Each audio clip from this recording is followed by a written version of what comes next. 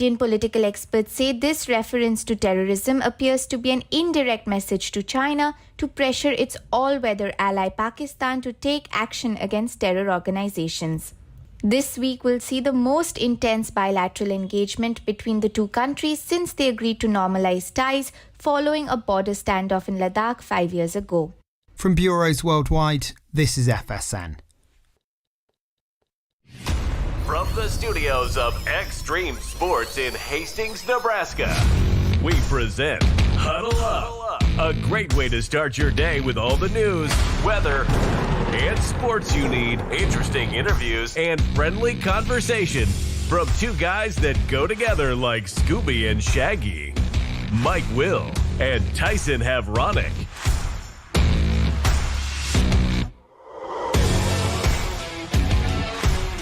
Well, good morning, everyone, and welcome to another edition of Huddle Up here on Extreme Sports. It is a Tuesday, the 24th day of June for 2025. Mike Will, Tyson Havronic, ready to start your day the right way with all of your news, weather, and sports that you need to get up and get out the door here this morning. Got a new play-by-play announcer named for Nebraska football and baseball. We'll dive into that here this morning. Meanwhile, the Nebraska football team has landed a couple of recruits, a defensive back out of Orlando, and just recently a running back out of Charlotte, North Carolina. We'll be talking about that on the show here today. Legion baseball tonight. Grand Island will take on Hastings out of Duncan Field. The juniors game will go at 5 this afternoon. The seniors game going at 7:30. We'll have both games here on Extreme Sports. Kind of a familiar name taking over the boys basketball program at Amherst. We'll talk about that as well. The Kansas City Royals opening up a series with the Tampa Bay Rays tonight. And your St. Louis Cardinals, Tyson, your St. Louis Cardinals able to pick up a win over the Chicago Cubs last night in the first game of their series this week. Cards winning by the score of 8-2. So a good start to the week as the Cardinals beat the Chicago Cubs. Oh, couldn't ask for a better start to the week. Couldn't ask for a better start to the game. Rocked Chicago's pitcher early and got into that bullpen pretty early on, and the Cardinals offense just pouring it on. Big offensive outburst, 8 runs. Like I said, when I take a look at the series as a whole, like, it's hard for me to separate these two teams. I just think the way the pitching rotation worked out here for the series, that we're probably looking, I'm hoping to play 500 ball against the division-leading Cubs. I'll be honest with you. I mean, their offense is coming in with Pete Crow Armstrong kind of leading the pace there, and God, they're just so aggressive at the plate. So, and the pitching for St. Louis hasn't been solid. It's one day on, one day off. You're either getting a great 6 innings from your starter, or you're getting rocked pretty early. It's pretty inconsistent at the moment. So I'm hoping to take 2, play 500 ball against the Cubs, but getting off to a great start last night, 8-2, big victory. All right, just some of the things we'll be talking about in the sports scene here today. Of course, the big news, I guess, in our state, a new play-by-play announcer for Nebraska football and baseball. Kyle Crooks will take over for Greg Sharp. Kyle Crooks coming from the University of Florida. He was involved with the Gators football, men's basketball, baseball, softball, and soccer broadcasts down there. Also did some games for the SEC network. So he'll be joining the Huskers radio network.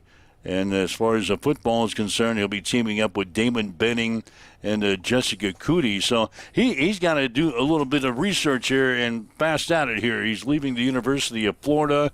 He'll take over the Nebraska job beginning here in a matter of weeks now, as he'll move from Florida, from the SEC conference up to the Big Ten with the voice of the Huskers. Yeah, from one blue blood to another, and moving from the SEC up here to the Big Ten. Going to get a little acclimated, obviously, but excited to see what he can bring to the Husker radio network. Obviously, that was, it's tough for me to apply for jobs like that. And not just because I question my own abilities, but when you're replacing a guy like Greg Sharp. When you're stepping into the shoes that he once filled and the booth that now bears his name and such a legendary voice, and there's never going to be another Greg Sharp. Just the way he called and the way he could just set the scene for you and set the stage and knew what every single Husker fan was feeling in that moment, in that time, whether it was the game back after the passing of Sam Foltz when he shed a tear in the broadcast booth, to the amazing play with Jordan Westerkamp and followed it beautifully on the tip, and he knew the jubilation times when he could get overly excited and knew when we were frustrated, and you could hear that in his voice, and it's going to be tough to replace that. And so, like I said, I'm excited for see what he can bring to the broadcast booth. But what you don't want to hear is, oh, this guy's nothing like Greg Sharp, because there's never going to be another Greg Sharp. We have to make that realization as a fan base. So we just make the next guy as comfortable as possible. Welcome in with open arms. Welcome him to Husker Nation, and get ready for a wild ride. Yeah, get ready for Kyle Crooks. Again, he's a new play-by-play voice for Husker football and baseball. Continuing on will be Kent Pavelka, the voice for men's basketball. John Baylor will be the voice for volleyball. Matt Coatney in women's basketball. Ben McLaughlin and Nick Hadley will continue to help out on the baseball. And Nate Rohr will be the voice for softball. Crooks is going to join Cootie as the co-host of the Sports Nightly Show. So a couple of changes made for the Husker Sports Network. The Nebraska football team, they landed a couple of recruits yesterday. One guy, Danny Odom, committed to the Huskers over offers from Clemson, Ohio State, Oklahoma, and Penn State. He is a defensive back. And just recently here, Jamal Rule has committed to the Huskers. He's a running back out of Charlotte, North Carolina. He's a three-star running back, number 44, running back in the class of 2026. He visited Syracuse, Virginia Tech, and he was getting ready for a visit to Michigan State, but he committed to the Huskers. So Nebraska recruiting going well, plucking a couple of guys yesterday, a defensive back and a running back. So that's the latest on the recruiting news. Let's see, a couple other things we'll get to here early. The city of Las Vegas broke ground yesterday on that new $1.75 billion, 33,000-seat stadium that will become the new home for the Athletics. The ballpark is expected to be finished in time for the 2028 season. In the meantime, the A's are playing at a Triple-A ballpark in West Sacramento, California. The new stadium is being built on the Las Vegas Strip, on the site that was previously occupied by the Tropicana Resort and Casino, which was demolished back in October. So after a lengthy process, as you might expect, ground was broken yesterday for that new stadium in Las Vegas. $1.75 billion, a 33,000-seat stadium, which will be the smallest Major League Baseball stadium in Major League Baseball. Oh, really? Yeah, 33,000. Tampa Bay has 25,000 when the upper decks are closed off. Evidently, that happens quite often. They close the upper deck, so they're at 25,000. Otherwise, it holds 40,000. Cleveland, they play at Progressive Field, which now seats 34,830. So the A's going to be playing in a 33,000-seat stadium. That's probably good enough for a while out in Las Vegas. They're building a brand new stadium, and the Athletics will finally have a home here in about 3 years. Yeah, that'll work out nicely. You know what we're seeing with like the stadiums is capacity is actually shrinking with these new design builds because of customer experience. They're making that a priority. Like those who attend the game, leg room, big deal. They don't stack anybody in like a can of sardines like Memorial Stadium does, where you're sitting on somebody's lap.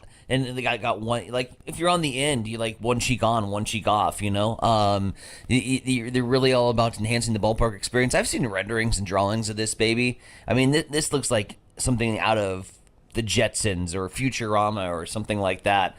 It's going to be wild. It's going to be Vegas, and you know how Vegas does things up, and so this will be a pretty futuristic ballpark, and looking forward to seeing this thing in completion.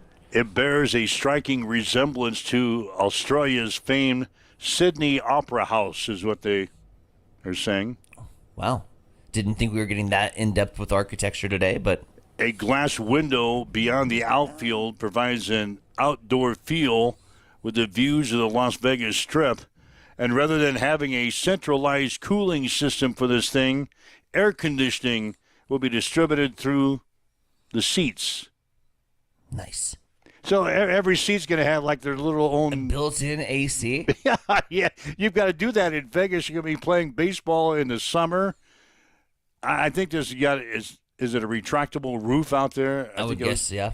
A retractable roof, which often is going to be closed with the heat out in Vegas. But the air conditioning system will be distributed through individual seats. So your fanny is not going to get hot. What about the cup holders? Do they like have settings on them where you can like make the cup holders cold? Yeah, keep the beer cold. Yeah, probably so. Anyway, the stadium is now under renovation. Broke ground yesterday. $1.75 billion Sweet. to build that stadium. So comments coming in early on baseball related topics. Lou Dog, also a Cubs fan. We got Chief and Lou Dog, I think, are our big Cub backers on the in the live lobby.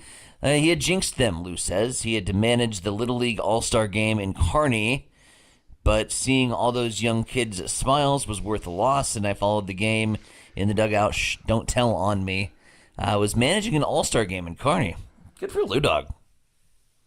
How'd you get that job? I guess he managed some All-Stars and Or got he drove, to manage the All-Star Game. or did he drive him over there? Did he drive the Little Leaguers over to the All-Star Game in Kearney last night? Now, manage means manage, man. Well, he managed to because he probably was down in the dugout. Well, yeah. He's managing some kids. Good job for Lou Dog. Good job, Lou. Lou Dog getting that's a first-class job there. Mm-hmm. Managing the Little Leaguers. They had a big thing last night over at Kearney at Memorial Field. The Oklahoma City's Thunder's victory over the Indiana Pacers did well on TV. Averaged 16.53 million viewers on ABC and ESPN, according to the ratings. It peaked at 19.28 million people during the second half, basically between 8:45 and 9 o'clock our time. It's the first time since the Toronto Raptors wrapped up their title in Game 6 against the Golden State Warriors in 2019 that the finals had an audience over 16 million. Came far short of the Cleveland Cavaliers Golden State Game 7 series in 2016 that averaged 31.02 million people. But that was LeBron versus Curry, wasn't it? Yeah. Yep. Naturally, they had a bunch of viewers then. That would do it. So anyway, 16.53 million watching the NBA Finals game number 7 victory, Oklahoma City over Indiana, 103-91. Most watched NBA Finals game in 6 years. There you go. More on the umpire, by the way, who has become now the face of the College World Series, Angel Campos. Was reading about him yesterday. Yeah. This was not a first in Angel Campos' career. Apparently, it was a year ago in the Division I postseason. He had a quick toss and was actually fired from the Major League Baseball, only to be picked up by the NCAA and then only to be inserted into Game 2 in the College World Series. So he has a history with a quick fuse. He is getting more and more scrutiny as that continues to develop, and it's not a good look. Not a good look for umpires. It makes a great argument for robots. Yep. I was just going to say that yesterday when we kind of dove into that. And I know that's a hot topic. Like, I know not everybody agrees, and I get it, and I understand. But the technology is there, and we need to start utilizing it. Otherwise, we're going to have more and more of these situations. What bothers me is that it's the trickle-down effect. Like, from when you're getting it wrong at the major league level, and then NCAA baseball level, and then you're getting it wrong at the youth level. And at the youth level, the parents and the coaches aren't mature enough to know how to respond correctly. Where instead of just going up and having some magic words and getting tossed and having your piece and backing your team, that like I am so sick and tired of seeing these physical altercations happening with parents and umpires and coaches, and it's disgusting. And it's only because of human error, right? And human error and way over investing in the youth game. Like, the parents and coaches are the first ones that need to be taught. The kids don't need to be taught a damn thing. Like, they're out here, they're having fun. It's a game. They're playing baseball with their buddies, right? But the parents and the coaches, they've invested so much time and quite frankly, a lot of money into this. And they're the first ones that need to be taught, hey, this is just a damn game. Like, we don't need to be overreacting. I've seen way too much of it on social media. I think we can start at the Division I and Major League Baseball levels to implement some sort of automatic replay system. You still have them there for plays at the plate. You still have them there for infield flies, all the rulings you need to call. Check swing, dip in your elbow. Keep that home plate umpire in there, but have a quick system where it's automatically going to a wristwatch and he can call balls and strikes and we can move on. They're going to discuss that, I think, soon. I think we got into this a couple of weeks ago. Yeah, they're going to discuss that at the meetings coming up during the offseason, Yep. and it could be implemented as soon as this upcoming season. Is that right? That's, yeah. It would have to be implemented by or get the votes from enough teams to back it. And then you're likely figuring out how to offer this to the umpires union, because the umpires union is going to turn it down. Oh, they'll squawk. And they'll squawk. And we got a phone call. Yeah, somebody's chiming in, wants to talk with us here today on the Huddle Up on Extreme Sports. do it. Hey, good morning. Morning, boys. How are you? There he is. Kind of can only be... This one. Can you guess? What's on your mind today, Timmy boy? I might have stirred the pot Well, I by just talking wanted to about the touch on automatic the, balls and strikes. Well, no, I wanted to talk about that Angel Campos ejection. Oh, sure. So, now, what a lot of people don't realize is that 2 years ago, NCAA officials implemented a point of emphasis rule on top of everything. Absolutely no arguing about balls and strikes. And I thought that ejection was petty. You do have to have some feel for the situation. Mm-hmm. All the different types of things you can criticize that umpire for. But what people don't realize is on that social media, the bench had just gotten warned for balls and strikes. And so, Coastal Carolina, your smartest move as a coach is then to throw a punch at the umpire saying, well, you just missed 3. That's a quick exit. And honestly, I mean, you don't want to see it in a national championship game. Tim, if you're handling that as the home plate umpire and from the coaching staff standpoint, and they're asking, where is it?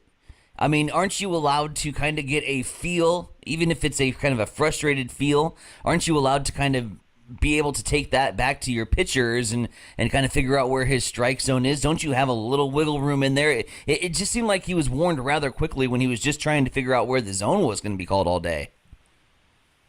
And I didn't see what the actual warning was. I just know that on all the social media clips, all they show you is about 2 seconds before he tells that umpire, you just missed 3. Right. So the bench warning had come, I don't know, obviously before he left the dugout. And there's also some little rules, kind of side notes in that rule about once you do he has to go back to the dugout for it to really continue, because usually you're going to come out and do that. But the warning had already taken place, and he knew that. But to answer your question, I mean, I always tried to, like you said, for some reason in youth sports, high school sports, college sports, people view these guys as the enemy. Mm-hmm. I just think it's weak-minded people using them as a scapegoat for excuses that they can't hit or can't throw strikes or can't run fast enough to be safe. Right. But if I'm umpiring, I mean, I'm trying to get along with the coach, because the worst game to umpire is one where the umpire and the coach aren't getting along. Mm-hmm. And, I mean, I did anywhere up from Division I to NAIA baseball for 15 years, and I've ejected 3 people in my life. So my goal is to keep the coach. I mean, I might make some comment back to him that's probably inappropriate to say on the radio, but he'll respect it. And that's kind of what I've learned throughout the course of my collegiate umpiring, is these guys are there, and this is a little different because around here, these high school coaches and, don't even get into the youth coaches, because they pay those umpires out of their own pocket and still treat them like shit. But right.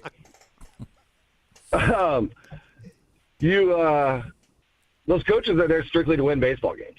They're not there to teach subjects at their classes. So, I mean, they're putting all of their energy into making their team. When you got an umpire that's struggling, yeah, at the college level, you're probably going to hear a little bit more than you would at any other level. But if you get on, I mean, just having respect for one another, and what I've learned in my past is if you talk to the coach, like if he's asking or yelling, I'm going to yell back at him, but I'm going to answer his question. I'm not going to warn him and sit him in timeout like some little, well, I have sacked high school coaches in timeout, but I'm not going to treat these guys like they're little second graders. If I know it's a big game situation like that, and I did a regional for the Jayhawk about 4 or 5 years ago, and we had kind of the same situation. We know it's going to be a championship game. We know it's going to be high tense. I'm doing the plate. And, yeah, close pitches. I mean, the dugout's intense. Guys are going to be chirping at you. You can't. It's one of those you learn in umpire schooling and all the clinics that you take and NCAA classes that you have to take on how to handle certain situations. And, yes, that my rule, that coach did break the rules. Once you get warned for balls and strikes, any more arguments about balls and strikes, you're ejected. But in the first inning of a national championship game, I'm probably telling that guy, shut up, go back to the dugout. And if he doesn't there, you've given him his chance. Mm-hmm. But yeah, he is getting a lot of heat, especially just with his, that Campos, with his resume and people seeing, this guy got fired for the MLB. He's just, he's obviously a good umpire if he was umpiring at the major league level. Sure. And that's we all like to make fun of the Angel Hernandez's and all the other ones. But, you go through and look, that guy worked for 20 years. Did 162 games, and we see about 30 clips of his bad calls. Nobody shows the clips of all the games that he did well. Spoken to the choir, man. Trust me, I love making fun of Angel Hernandez. Right. Because some of the calls, it's just like, wow. I'd like to say I haven't been in your shoes, but as an umpire, we've all been there. And one of my favorite umpires is Joe West. I love that dude. I try to take his kind of – and that's the guy that if you ask all the Major League players, there was a poll out. I'll have to try and find it to send it to you guys. Him and Angel Hernandez were like the 2 most media scrutinized umpires. But if you go back and look at this poll for the players and managers – out of who their favorite umpires were to officiate their games, I think Angel Hernandez was like number 7. Joe West was number 1. Right. Speaking of catching flack for bad calls, from not inserting a active driver into your NASCAR fantasy lineup to where you're at now with fantasy baseball, 4-9, you're riding a 5-game losing streak. You're telling me you're locked in. You had a decent Monday, but you're going up against a guy that just scored 485 last week, and that guy's me. We're in for a battle this week, my buddy. You got 58 points on day one, so congrats on one solid pitching outing. But what's going on with the baseball team this year, man? Lock in. Yeah, what month did we do our draft in? Oh, God. I don't know what I had going on that month. It is a day-to-day thing with me. I don't know. Some days I'm just in, some days I'm not.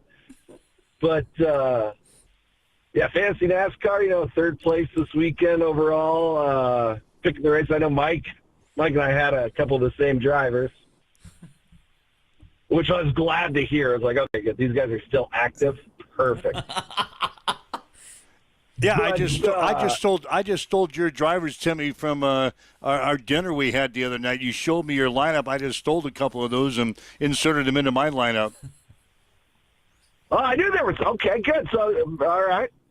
I'm kind of struggling with this week, trying to get. I like to get everything done on Mondays, but I've learned you can't look at the odds this early because you're going to get last year's when we had those retired drivers. All those issues are getting cleared up. But the fantasy baseball, that's also day to day. I think you scored 485. I may have scored like 185 last week. So I'll take the little victories. The small victories usually add up to big ones. Right. So I'm hoping that this continues to carry over. You're right. I did have one solid pitching outing. That's picked up a couple free agents this week that nobody else has. I think they're owned by 0.2% of the league. So looking for those dark horses as usual. Those are my absolute favorite waiver But yeah, pickups. that's just my little insight on the umpiring and the calls because, he's getting a lot of heat. But Yes. I'd like to see it back from the beginning because I didn't catch the first inning of the game. But from the sounds of it, and from the support of the other umpires that were working the College World Series, you see a lot of just kind of one group of people that really don't know a lot about the officiating. Like I was talking with Kurt Schmidt, he's an umpire in Kearney. He worked a lot of college ball with me when I was doing college ball. We both say, we agree with the rule, but we don't really agree with the way it was handled. Mm-hmm. And it's unfortunate that I don't know even what I would do if I was in his position. That'd be like us making the state tournament this year and us not being able to coach it. You could see on those kids' faces, too, when he got ejected, like, what is going on right now? And then the first base coach gets ejected. You just lost your number one and two-man in your pecking order of coaches in the first inning of your most important game of the year. Yep, in agreement with you. I don't hate the rule. I hate how it was handled, and I hate how it spilled out on the most critical stage for a team like that. So that was tough. I'm in agreement with you, man. Tim Stroman on the fan line with us this morning. But when we talked about, you mentioned how umpires are treated, and in our opening game this year against Wayne, I went out and argued a call just because the umpires, honestly, between us and the listeners, didn't know the rules. And so that's what I've always told myself when I went into coaching. I'm not going to pick at these guys' strike zones. I'm not going to really acknowledge them at all. I used to do their evaluations, and now they're having to work games for us. Right. But I went out and argued a call against Wayne, and they didn't know the rules. It ended up taking 15, 20 minutes. I almost got ejected. I was hoping our team would fire them up. These guys, after the ejection, we made about 5 errors, gave up 8 runs. It was like, Okay, coaches. My personal goal here, because that obviously went the complete opposite direction that I was hoping, is I'm not going to even go out. And that's one of the things that we teach those kids is we don't acknowledge anything the umpires do. Like, if we strike out, we need to make an adjustment. If we are getting thrown out on bang-bang plays, hit the ball where they're not, or run faster to first base, or don't even give the umpire an opportunity to make a close call. Like, we kind of try to teach them to take them out of the game because they're not a part of the game. I hate when kids use them as scapegoats, especially when, they might have to make 2 calls all game that are even close or meaningful, but we made 4 errors, and we got the set of cojones to complain about the umpire's 1 call that he made at first base. Like, it's a mentality I just try and teach the kids, and I wish it kind of transferred over to all of baseball because you see the youth ones, they'll text, I don't know, little Mike Will sitting there, hey, Mike, you want to come make $40? It'll be a nice, easy game. All I'm going to do is scream and yell at you and tell you how bad you are for an hour and 40 minutes. Things are working, Mike. Can you please work again Wednesday? And then we've got a triple header on Saturday. Can you work all 3 of those games? Hey, no. Misread of the schedule, Mike. We have a 4-banger. 4-game guarantee. That's going to be. We're going to really, really find out if these 9-year-olds enjoy baseball or not by about, middle of game 3. You might be out there by yourself by then, Coach. Well, I'm planning on throwing a no-hitter in game 4. I have myself scheduled to pitch. I saw some of those, Carney Beasts this weekend. I think a couple of them looked older than I did. All right, Timmy boy, we got to get going. What's on the agenda for today? Anything hot and heavy today? Just teaching the AI, robotics, and drone class at the college today. Sweet. All right. Hey, thanks for checking in. We enjoy your comments on the umpire. He gone. He's gone. He hung up. Just like that? He just hung up? That's like in for like half the show and then Irish goodbye at the end. I love it. Yeah. He spends all of our first half hour talking about something that was not even on my show sheet for today. You brought it up. You're welcome. You brought it up on the umpire from the other night from the College World Series, and we just spent half of our first hour. It was a good topic, though. It was. I enjoyed Timmy's good comments. Conversation. He was probably dead on. He knows the rules. Yeah. And evidently that guy followed the rules. Well, I love the concepts from Tim because he's worked every angle in baseball. Oh, yeah. I mean, from a player to an umpire to a coach. So he literally has a very well-rounded points that he can make, and he can take things from a different perspective and see things maybe in a different light than us, couch potato fans that sit there and scream at the TV. So love to hear the perspective. All right, you're waking up with Mike and Tyson here this morning. This is Huddle Up on Extreme Sports. It's time for a morning news update on Extreme Sports.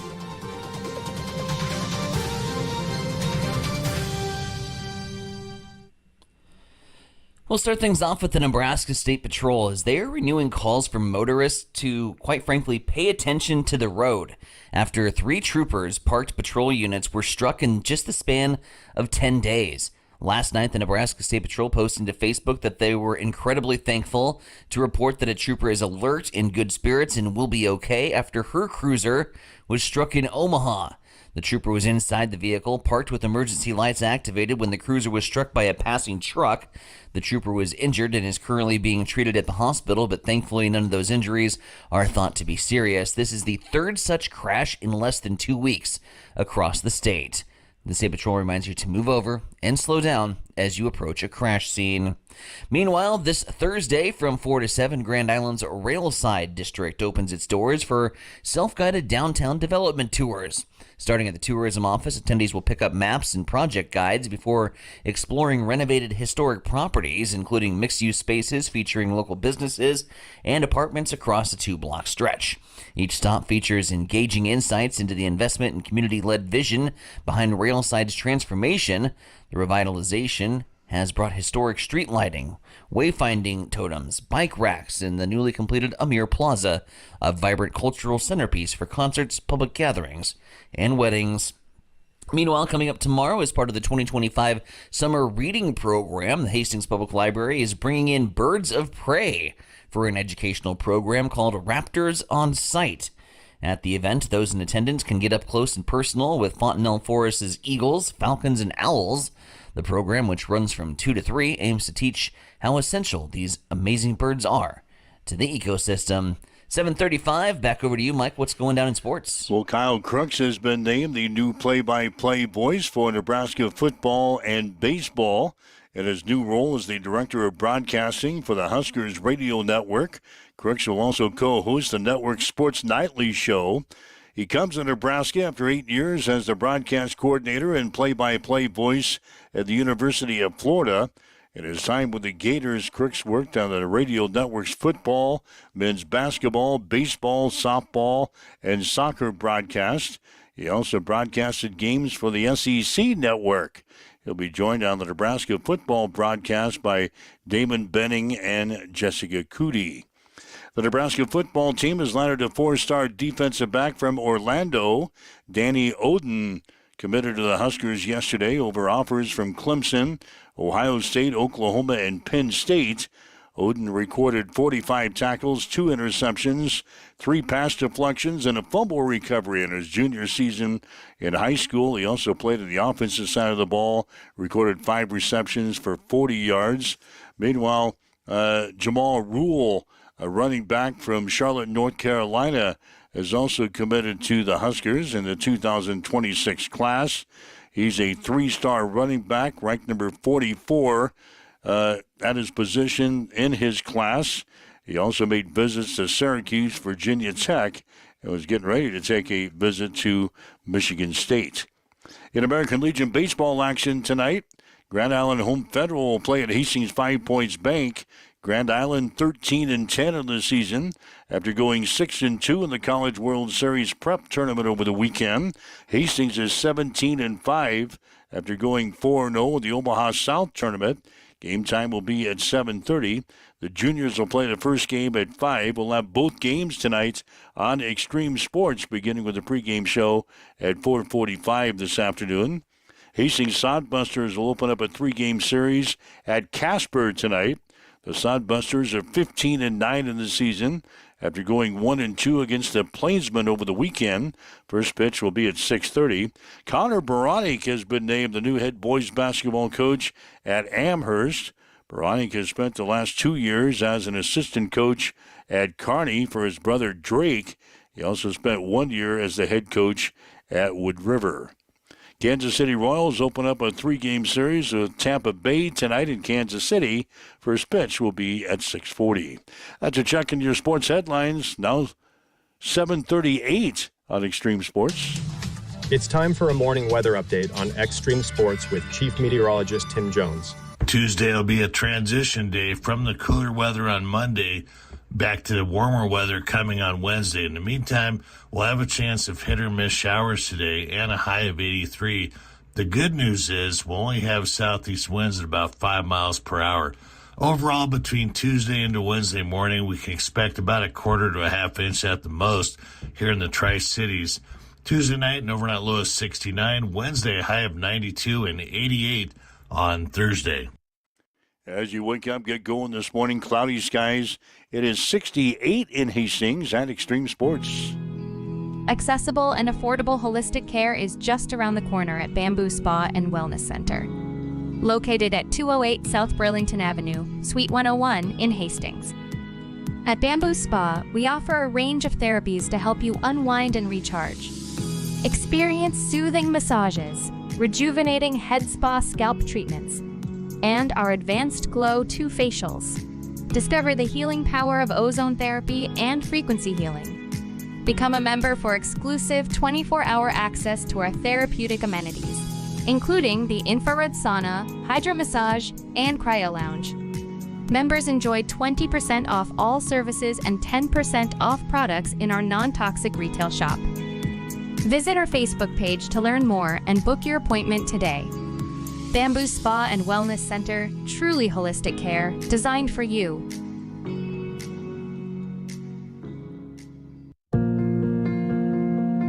I'm John Butler, funeral director and owner at Livingston Butler Volland Funeral Home and Cremation Center in Hastings. And I'm Nikki Butler, the advanced funeral planning specialist.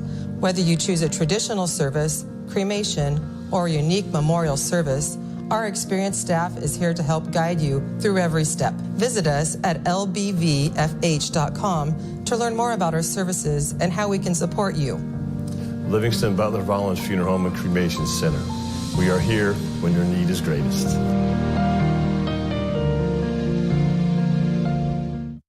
Hamilton has been providing IT solutions for businesses across the state of Nebraska for more than 3 decades. We know that Nebraska businesses are a driving force of support for the communities in which we live and work. We keep them connected and protected by delivering cybersecurity, hosted phones, and managed IT. We are grateful to be part of our Nebraska communities and to support their technology needs. More information at hamiltonisbusiness.com. Get ready for the ultimate trivia experience with Extreme Sports Trivia. Play from anywhere at home, on the go, or at your favorite bar or restaurant. Compete live against players from all over in real time, answering questions across categories like sports, pop culture, Marvel, and more. Want to see how you stack up? Track your progress with live leaderboards and aim for the top spot. It's free, fun, and super easy to play. So what are you waiting for? Sign up today at extremesports.com trivia and start playing now. And keep an eye out. We're coming soon to a bar or restaurant near you. All right, Mike Welch, Heinz Bronick with you. It's Huddle Up on Extreme Sports for a Tuesday, the 24th of June. Again, thanks for joining us, whether you're listening online on our website at x-streamsports.com, maybe on your smartphone with our free mobile app, your smart speaker, Roku TV, Facebook Live, YouTube, Twitch. Hey, thanks for joining us on another morning here on Extreme Sports. Talked about umpiring in the first half hour. In fact, lots of people chiming in with comments on our social media sites, chiming in on our topic here this morning. Great feedback from the audience today on the breakdown of the Coastal Carolina decision to eject their manager 28 pitches into the ball game. Let's see. We got Lou Dog. When I umpire, I always communicate with the players during the at-bats what I saw, always teaching them and respectfully talking with the coaches. Martin, as an umpire or official, you like to give the coach a couple of quarters or a few innings to gripe and warn them after that, telling them that I've heard you and given you enough time before issuing a technical foul or ejection. Feel the mood of the game is out of the job as well. Emotions are high for everyone involved, and you have to manage it as best you can as an official. Shaner saying, spot on, Stroman. Amen, coach, from Lou Dog. Really good pitcher's duel until Ben Brown started throwing batting practice to the Cardinals during the second inning, third time through the lineup. Yeah, similar situation. Got to their lineup pretty early and off to the 8-2 victory. So Cardinals win, Coastal Carolina, LSU breakdown. That's what you missed in the first half of the show. Second half of the show, exciting to completely switch gears on you and talk a little Flatwater Music Festival coming up this weekend. Yeah, that's a big event that's been around for the past several years. You had a chance to sit down with the folks that put that together yesterday to talk about things coming up this weekend with the Flatwater Music Festival. It is Huddle Up this morning, Central Nebraska's newest morning show. Tyson Evronik with you, out and about on location here this morning on a beautiful, cooler morning, I must add, as we get set to open up the Flatwater Flatwater Music Festival coming up this weekend. So we are out and about at the Prairie Loft Center for Outdoor and Agriculture Learning. Megan Arrington Williams will join us as a guest. We're also joined by Program Manager Allie, who joins us on board here for this morning's show because it is a big event, a lot of preparation going and getting ready for the main course this weekend, and that is the Flatwater Music Festival. Megan, we'll lead it off with you. It feels like we just did this yesterday back in April with Do the Brew, and you blink and here we are. It's Flatwater time, and I'm sure it's been very busy getting things ready, but I know that you guys are very excited to welcome the community into this beautiful space. Yeah, we are, and it was definitely a blink. Now I have a different hat on, which feels good, but it was a super quick turnaround, and we're excited to open up the space for Flatwater. And that Flatwater Music Festival, again, coming up this Friday and Saturday, and welcoming Allie, the program manager, here on board on the program. Let's just first of all take a few minutes and kind of introduce yourself to our audience and talk about your role here at the Prairie Loft Center and how this Flatwater Music Festival kind of fits into that mold. Yeah, well, my name is Alec Granstrom. I've been the program manager out here for just finished my third year. So this is my fourth Flatwater. And when I started right before Flatwater. So it's a completely different thing that Prairie Loft does. And it hits right in the middle of our summer camp season. So it's fun to go from hanging out with all the littles to then being able to invite parents and grandparents to our space for something a little bit different too. Again, Megan and Allie joining us this morning here, talking a little bit about the Flatwater Music Festival. Let's kind of dive into the weekend and what we need to know for the weekend, and just talk about all the exciting, whether it's concerts, whether it's musicians being on stage, whether it's educational opportunities. It's all happening this weekend at Flatwater Music Festival, Megan. Yeah, we have quite a bit going on. So we shifted things about this year. And Allie talking about bringing families in is really important. We have our Family Friday. So the String Beans are a group out of Lincoln, and they are a family and kids act that really are going to kick it off in a strong way, I think, and just make it fun for kiddos to be out here and with their parents on Friday night. So we have that. As well as arts vendors. Allie's been arranging those. Are there some that you have a favorite you're thinking of? We have some that have been here, almost since the beginning, and then there's some new ones too, so it's fun to see a lot of jewelry, and there's face painting and henna tattoos or whatever those are, and I think we've got someone selling honey this year, so it's just... I don't know if there's a favorite. There's a lot of returners and new ones. There's some people that bring in some belongings from Ghana, and they sell those too, which are really cool to see. Yeah. And then that is all in the historic loft barn, which I think is really special. It provides an experience for folks that they can't get anywhere else. And so then... After the String Beans, we have Brianne Stone, who I think you might know. Met her a few times. Yeah, and then Rascal Martinez will be back on the Flatwater stage for the first time in quite a while. It's been a handful of years. I think maybe 2018 or 19 was the last time he was here. So it feels like a bit of time. I think that's wrong. I think it was sooner than that. It was 22. 22, 18, April, June, Yeah. It all just kind of gets mixed together. Yeah. Allie, let's talk a little bit from your perspective when you get the opportunity, and you mentioned groups that go on really throughout the year here, whether it's during the school year, whether it's during the summer. But I think one of the special things about Flatwater Music Festival is it ties kind of everything in together. Talk about just how gratifying it is to welcome this space to the community of Hastings, to music lovers and agriculture lovers alike, and how this is such a special event that encapsulates all of that. Yeah, so our mission is to teach outdoor education, agricultural appreciation, cultural connections, and the wise use of natural resources. So through our summer camps and field trips, I really get to do that with more of that student age group. And with Flatwater, I really feel like we hit all the different groups, and it's fun to the best thing about Prairie Loft is the site itself and the history surrounding it and what all we can do. And I say, if I sum up our mission, my goal is to get people of all ages outside and to learn a little bit more about where their food comes from. So by using local beekeepers and our food trucks and artists, we were really able to, I think, do that.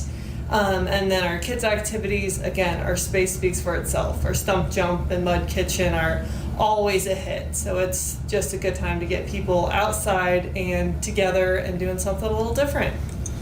Megan, this is something that has been a part of the Prairie Loft Center for Outdoor and Agriculture Learning. I want to say 18 years, if I'm dating the calendar back correctly. In that time, this space has just gone under some massive renovations and changes and updates and beautifications. And how much of that do you attribute to this Flatwater Music Festival and just bringing the community out to see everything that that the Prairie Loft Center has to offer? Well, I know the timing always feels like we're making big changes around Flatwater, and I think that's just because it sits right at the beginning of summer, so that's when construction projects happen, and we've been undergoing that right now with a capital project, and we're nearing the finish line, so it'll be exciting to show that off to folks as they are here on site. But yeah, buildings get facelifts, and the loft barn has been restored, and that piece will remain in its original form. We're just going to try to make sure it's as authentic as possible to the original state that it has been in, and that's where people get to come and shop through the art vendors with the art vendors, I should say. And so to be able to see that transformation of the site and see how folks can this year take a yoga class on Saturday under the trees with our hammocks, and then enjoy the hammock side of things, and then go hit the shady stage that's just a short walk away. It's really utilizing our space to its highest capacity in the proximity of area where we can make sure that everyone's safe and seen and able to enjoy the historic barns and then the fields behind them as a backdrop. We'd love for people to come out for both nights of the Flatwater Festival. We talked a little bit about Friday with the family-friendly Stream Beans that are going to be opening things up. Brianne Stone, Rascal Martinez on the stage. Then Saturday, there is a whole host of activities that are going to be happening really kind of throughout the afternoon on into the evening hours. Let's preview the big day on Saturday. Yeah, well, we kick things off at 3 o'clock on Saturday. And so that's when the gates open, and then we have shopping, and the food trucks are available the entire time. Definitely hit up the artisan vendors inside the loft barn. They are fantastic, and this year we're trying something a little new or old, because I know I've taught yoga at Flatwater Music Festival a long time ago, but Chelsea Wilson's coming out and she'll teach a class, and then the shady stage is something that's really special, I think.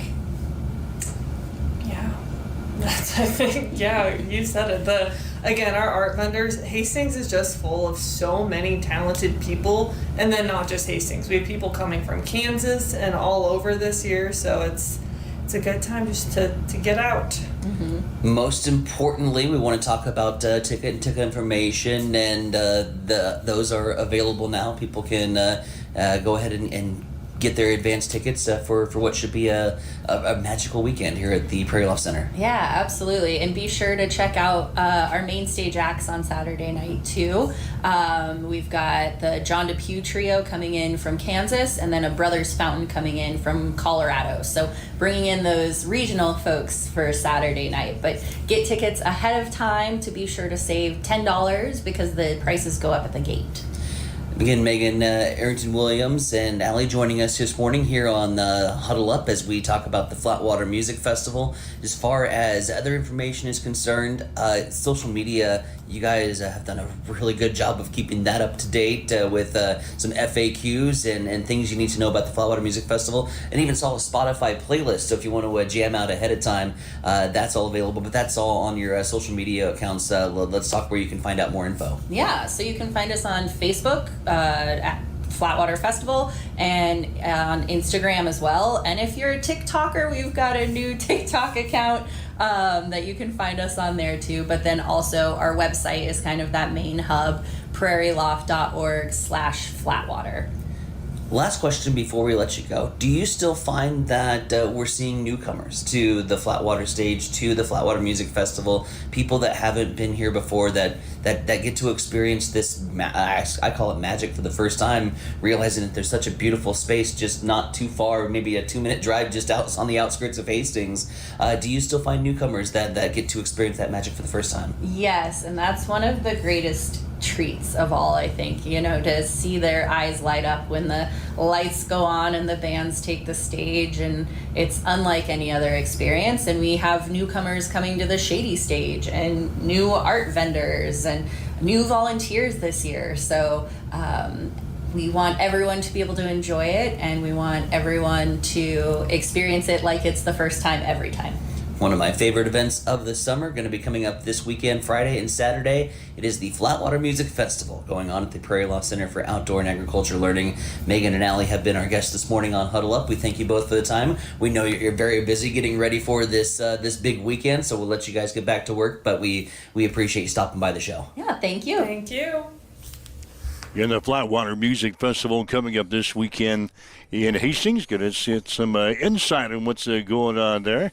You're waking up with Mike and Tyson here this morning, 7:55 now on Extreme Sports. It's time for a morning news update on Extreme Sports.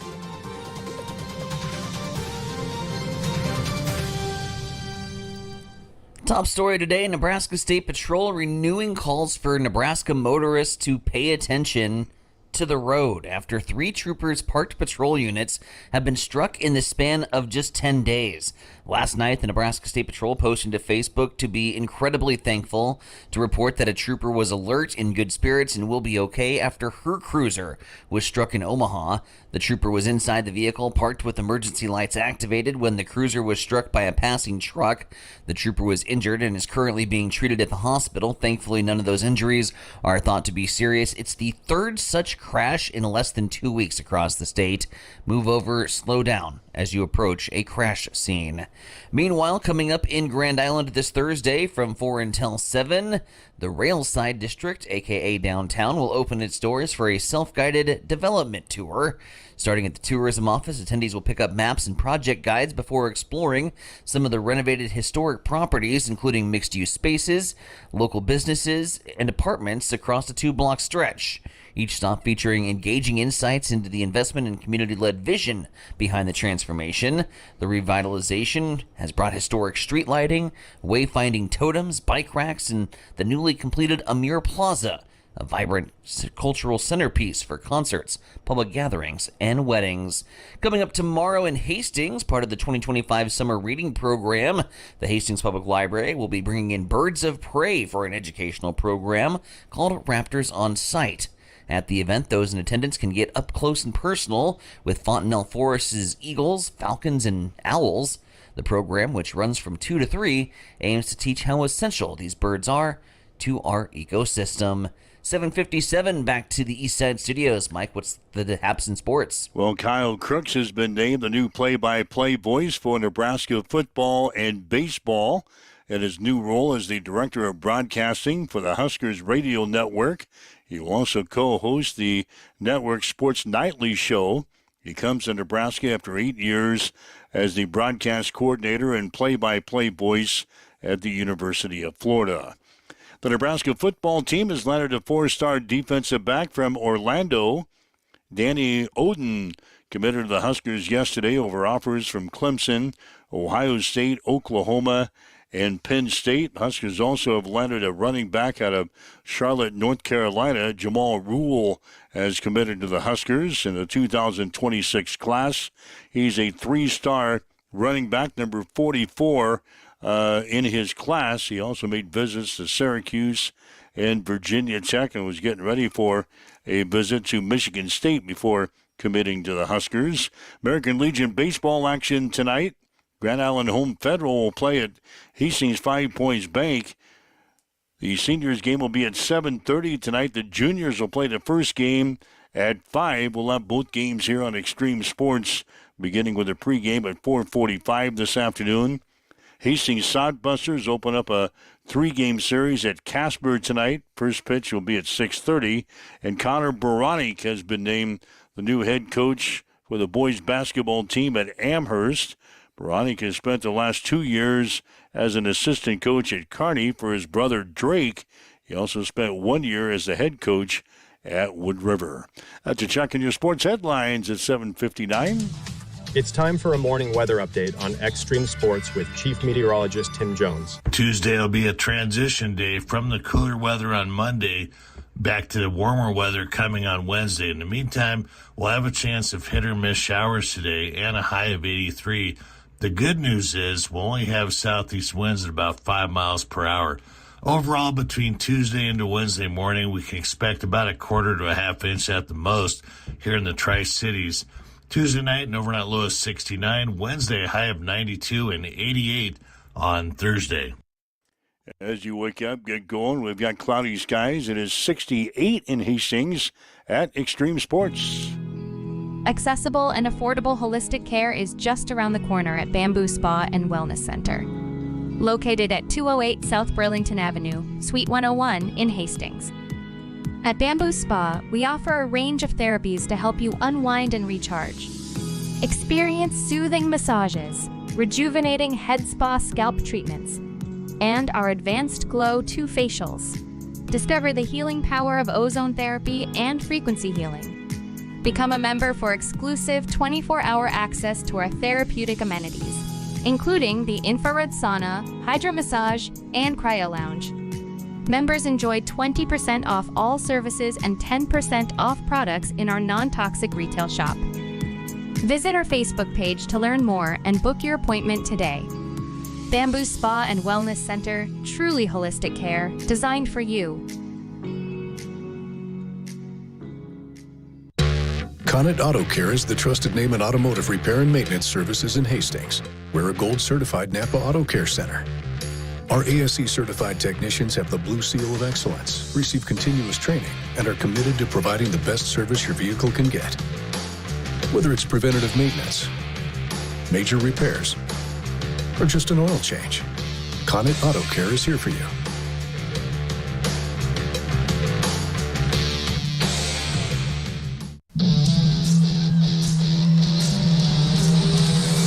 Raceway brings the action every Friday night with high-speed thrills and dirt-flying excitement for the whole family.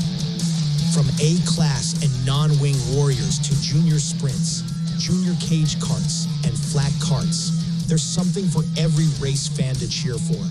Grandstands open at 7. Ages 13 and up are just $10, and kids 12 and under get in free. Want to be part of the action? Pit passes are just $20, with gates opening at 5:30. And mark your calendars. June 27th and 28th, the now 600 National Series comes to town, featuring drivers from all over the nation and some of the best racing you'll see all season. Cam Raceway, where the dirt flies and legends are made. All right, Mike Wilds, High Center Product with you. This is Huddle Up on Extreme Sports, and bam, just like that, we're at the end of the show. Got into the discussion about umpiring in the first half of the show and heard a lot of information from the Flatwater Music Festival, which is coming up this weekend in Hastings in the second half of the show. So if you'd like to listen to the show again, you can. Just go to our podcast section at any one of our social media sites, and you'll catch the podcast. Listen to the show at your convenience here today. But yeah, action-packed hour here for us on Huddle Up in Extreme Sports for this Tuesday. Thanks for steering the ship, my guy. You didn't have a whole lot to put in edgewise today. I hope you didn't have like a whole host of notes to get to today, but with Tim Stroman joining us to kind of break down the Coastal Carolina situation from the College World Series, and Allie and Megan joining us to talk a little Flatwater Music Festival, and just like that, you blink and the show is coming to a close here for a Tuesday, but a jam-packed Tuesday it was, and delighted to bring it to you here this morning on Huddle Up. Yeah, we'll have some American Legion baseball coming up later on today, weather permitting. Hopefully the rain will hold off for us. A good couple of contests tonight. Grand Island going to be in town to take on Hastings, a juniors-seniors doubleheader out of Duncan. The juniors game will go at 5. The seniors game at about 7:30 tonight. We'll have both games here on Extreme Sports, your exclusive home for Legion baseball for the summer of 2025. Our pregame show will get underway at about 4:45 this afternoon. So, are you taking booth 1 or 3? Did you clean out your trash out of booth 3? No. Leave it alone. Everything's right where I need it. Is your stuff still in there? Oh, yeah. Did you pick up the trash from the other night that you occupied that booth? Usually I've got to clean up. Yeah. I've got to clean up. The other day I even got the broom out. Wow. I get the broom and the dustpan out and cleaned up the floor a little bit because it was looking atrocious. Oh, come on. It was fine. Yeah, Tyson, he occupies the booth during the Sodbusters game sometimes. And I have my crap right where I need it in 3. It's in the corner. Just leave it alone. Down underneath the table? It's not underneath the table. It's on the table. It's on the table? Well, that needs to be on the table. That's where I put my stuff. I don't like doing the bendies. I don't like picking it up off the floor. That's especially why if it hasn't been swept. That's where I set the camera. Is on the table. Yeah, it'll be fine. You have room. Oh, God. I'll get there a little early. Just leave my stuff alone. Housekeeping in booth 3 out at Duncan today. Anyway, we'll have the action for you beginning at 4:45 this afternoon. I'm mopping the floor. I'm gonna act like I'm such a pig in the press box. I'm gonna take my little pail and my scrubber brush and my dustpan and my broom. I kind of want to show up just to watch. And all the radio gear that I need, all the streaming gear that we need to get on the air. Mm-hmm. Oh, jeez. You can move it, but just don't throw it away. I won't throw it away. Of course, the garbage can is probably full, too. Shut up. Well, the garbage don't can read is me like that. It's not because of you. Oh, we all have our part. Everybody, you just squish it down and make more room. I know. Whose job is it to empty the trash in the press box? I have no idea. I don't think it's anybody's job. It's overflowing. It's overflowing. You suppose if I just pull out the bag and set it outside, that maybe somebody will come by and pick it up? It's a risky proposition. It gets dumped about once a year. Maybe. Yep. And we're about the halfway point of all the baseball action out of Duncan. Yep. Maybe we could get the trash can emptied. God, you read me dirty. I'll report back tomorrow. I'll report back. Anyway, 4:45 pregame this afternoon. Grand Island and Hastings today out of Duncan. Hopefully the weather holds off for us, and we'll be able to get those in tonight. So, comes to an end, my friend. Anything on your show list we didn't get to today? No, just glad that we finally got some good rain yesterday. We needed it.